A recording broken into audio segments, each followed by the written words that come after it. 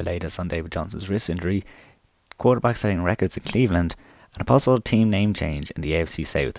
That's coming up now.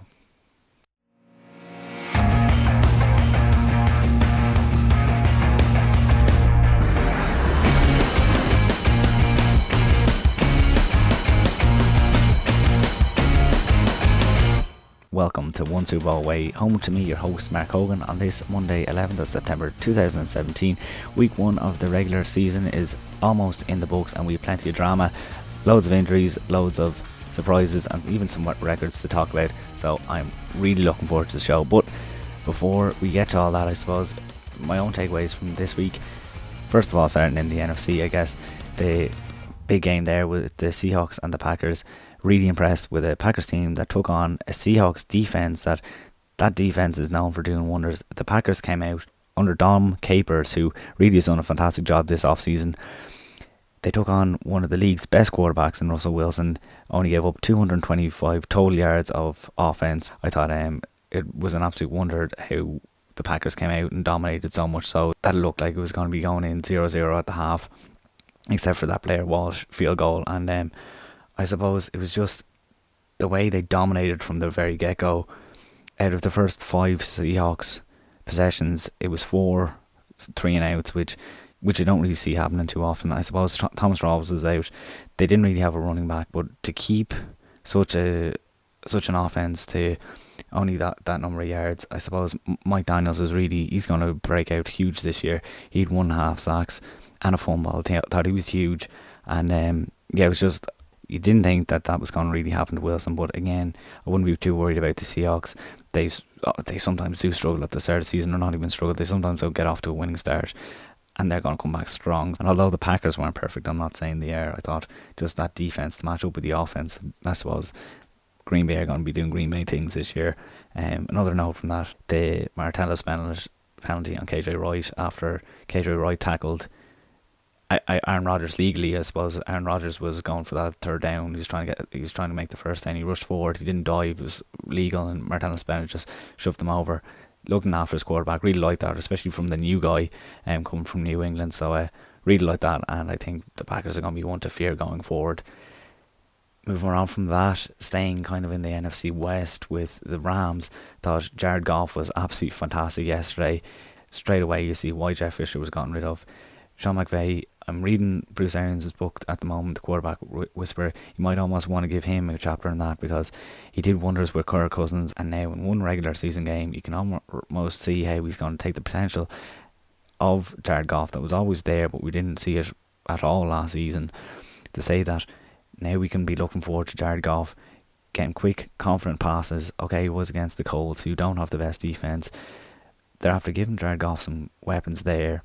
He can do some things, and he has a scheme now with Sean McVay that's going to suit him. He's not going to have to tread these needles that was being asked of him by Jeff Fisher last year. So it's going forward, really looking forward to seeing what the Rams are going to be like this season.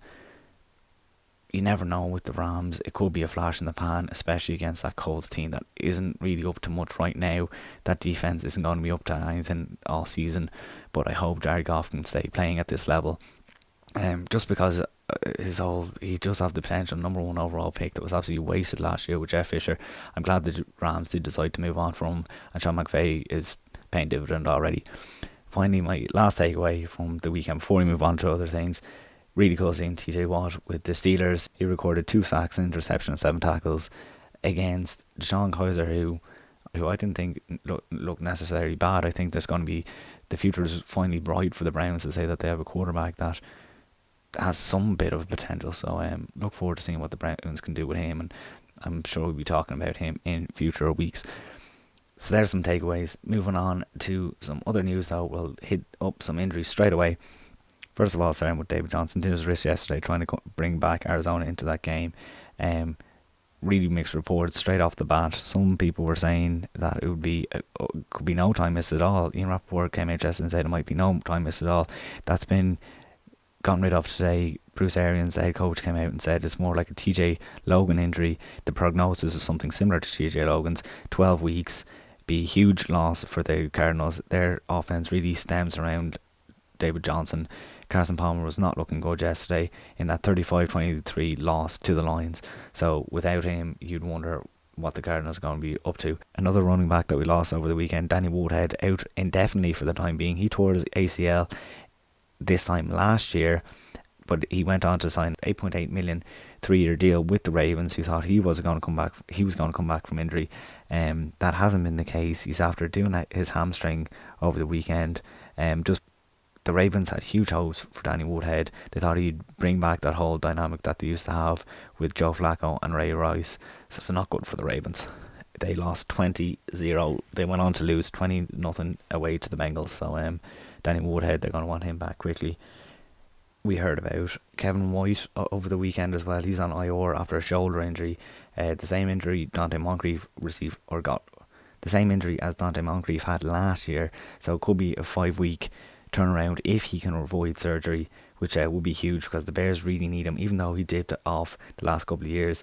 And they went on to lose 23-17 to the Falcons, but in what was a game that was close. No one really thought the Bears were going to be putting up that kind of score against the NFC defending champions. So Kevin White out for the time being. I wonder will he be placed back on the active roster in a few weeks' time.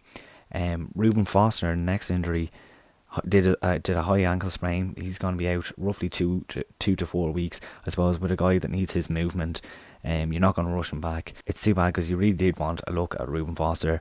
Picked 31st overall by San Francisco. Really dynamic player. And a 49ers defense that really, really need him. They lost 23-3 at home to the Panthers, who really aren't looking themselves at all anyway. So the 49ers will look forward to getting him back. And finally, another big injury with Allen Robinson done for the season after doing his ACL on his first attempt at a catch of the game. It was a contract year, so not ideal for the big man. People thought he was going to return to 2015 form when he had 1,400 yards and 14 touchdowns. It was a poor year last year, but I suppose the weapons that they had there this year, people were expecting that he and the Jags were going to turn it around. But I wonder now, will they lean on the new man Leonard Fournette in the running game rather than going up top with Allen Robinson? They would have complemented each other so well that I suppose we're just going to have to wait until this time next year to see can the Jags improve. It's not all bad news in Jacksonville, or should I say Sacksonville. They changed their name on Twitter over the weekend after recording 10 sacks against the Houston Texans. Funny enough, Michael Irvin going into this game tipped JJ Watt to set the NFL record for most sacks by a single player in one game. He thought he was going to get 7.5 sacks. Funny how things work, that the Jacksonville Jaguars became only the second team to record 10 sacks in a single game. Calais Campbell, the new guy, moved over from Arizona, set the franchise record in his first game at 4 sacks by just him. Dante Fowler said afterwards that all they heard about was the Texans defense and they felt disrespected. The Texans did have the lowest number of total yards last year, 301 yards a game. The Texans decided to put rookie Deshaun Watson in, who, although getting sacked 4 times, he looked good. If you can look good getting sacked 4 times, he looked good getting sacked 4 times. He was more elusive and he made some good passes. So the Texans now have something to worry about, as in, will they change their quarterback going forward, which I think they will. The problem is it's a short week and he was seen limping after the game. A knock-on effect of those sacks, I suppose. So whether he'll start going in the next game is to be seen. I think he probably should, but I suppose you can't go back to Tom Savage, and then if Watson has been a flash in the pan, then it's not good news. You're going down to your third stringer again. So the Texans, they've been struggling now since Ryan Fitzpatrick left them a few years ago to get a quarterback. Hopefully Watson could be it. He shows the potential that maybe he is. And funny enough, for the Jaguars, this is the first time since 2011 that they've posted a winning record. It's the first time that they've won their first game, and normally they won their first game and then they lost their first game and went on to win their second game, but they haven't been posting a regular season winning record at any point since 2011. So I suppose it is good news for Jacksonville, and like I said, setting their name as hashtag Sacksonville on Twitter. I suppose that was pretty funny as well. But moving on from Jacksonville now, not everything can go right for every team, and that certainly happened this week in Replay the Down. We're going to give it this week to the New England Patriots for their 3rd and 11 from the 15 of the Chiefs. 5 minutes and 26 seconds into the game.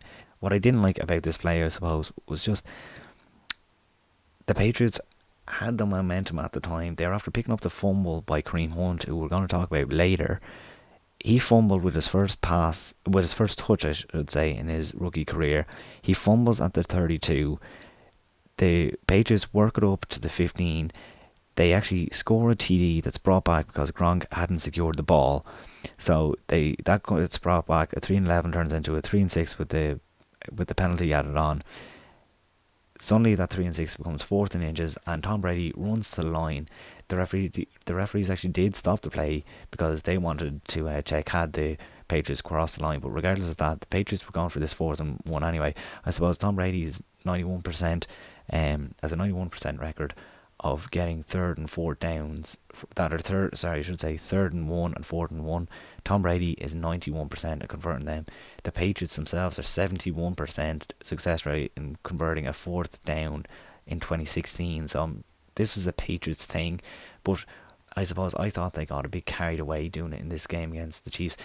Kick the field goal, go 10-0 up. All of a sudden you're putting Kareem Hunt back in there, that he is after fumbling the ball. He's still not confident. Get him back quickly. Don't let him get composed, because he was all over the place in the sideline. I didn't think he was going to do what he was about to do.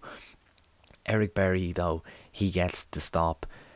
It looks like he's out for the season now because he did get injured later in the game. But Eric Berry makes that stop. All of a sudden, the Chiefs are after coming back in where they had been in a really bad spot. They thought they had given up a touchdown only moments earlier. The Chiefs now are after getting back into the game. They're after stopping a potential score, and I suppose the momentum just went with them.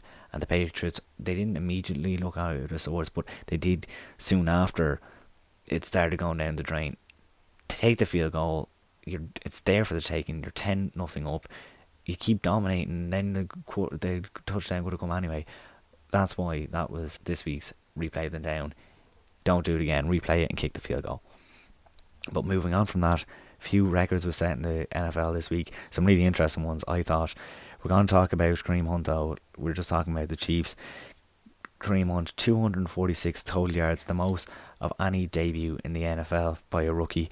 148 rushing yards on 17 carries, 98 yards on 5 receptions. Now 78 of those came from one play, the touchdown, but 3 TDs. I mean, people thought he was going to be good. He's benefiting from Spencer Ware going down, unfortunately, but I suppose it's not too bad when you get a player like Kareem Hunt's talent in there. He looks shifty, patient, he had great cutbacks. He just an all-round confident player, and to say that he was able to fumble that ball, and like I said, I didn't think he was going to get recomposed after fumbling that ball, to do what he did afterwards against the defending Super Bowl champions. Everyone's on watch now. The whole league is on watch for Kareem Hunt. Maybe he's going to be a dynamic player like a David Johnson or a Le'Veon Bell, this hybrid player that you have to catch out of the backfield and just run it out of the backfield. I thought he was so good. Just is getting through. He looks so tough. He's breaking tackles. He's getting through. He's diving forward constantly. For a rookie, I just thought he just showed so much. He showed so much experience and composure. Really impressed with Kareem Hunt, setting that big record, I suppose, 246 total yards, most on a debut. Meanwhile, in Cleveland, quarterbacks, I promise you, were setting, or a single quarterback at least, was setting a record. Big Ben now with the record for most victories in First Energy Stadium. He's 11 victories there, where the Browns have been playing since 1999. In that space, I suppose 24 different quarterbacks for Cleveland. It'd be hard, I suppose, for any of them to get a record when they're turning them over that much. Funny enough, the current backup to Cam Newton in North Carolina, Derek Anderson, had held the record. He has 16 wins, 18 losses with Cleveland. And on that note, we're going to leave you. Big Ben setting records in First Energy Stadium. They're going to want to see him there again for a while. One thing that we didn't want to see is the Saints take on the Vikings later on, and the Chargers against the Broncos. I think that Vikings offense should really go to town on the Saints defense, and then the Chargers Broncos later on. We'll be interested to see the Broncos quarterback situation. They've really taken a big step back, so I suppose looking forward to seeing them get off the ground. New episode coming out on Friday. Appreciate you listening, and I'll see you then.